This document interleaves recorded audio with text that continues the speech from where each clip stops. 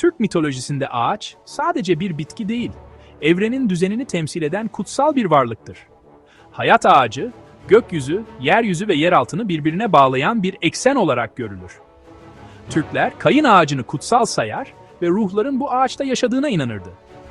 Göçebe Türkler yeni bir yere yerleştiklerinde ilk iş olarak kutsal bir ağaç diker ve o ağacı korurlardı.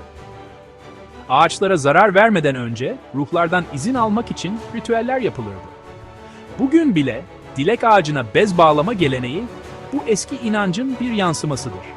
Ağaç, Türkler için hem doğanın hem de yaşamın merkezindeydi. İzlediğiniz için teşekkürler. Daha fazlası için takipte kalın.